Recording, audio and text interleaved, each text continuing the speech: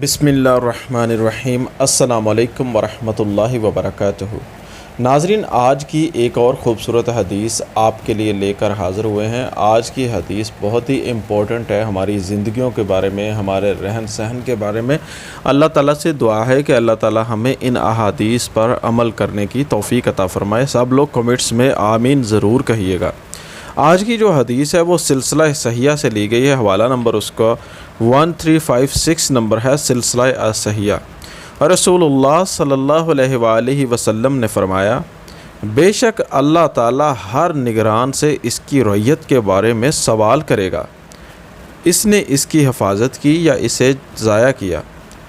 یعنی کہ جو بھی کسی کا نگران ہے، کسی گھر کا ہے، کسی ملک کا ہے، کسی صوبے کا ہے، تو اس کے بارے میں اس سے پوچھا جائے گا، حتیٰ کہ وہ بندے سے اس کے گھر والوں کے بارے میں بھی سوال کیا جائے گا اور پوچھا جائے گا۔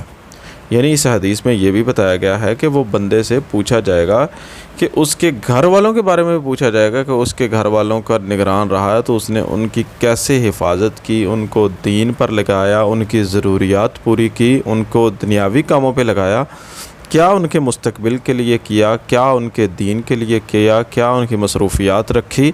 یہ سارا کچھ ہر بندے سے پوچھا جائے گا جو گھر کا سربراہ ہوگا۔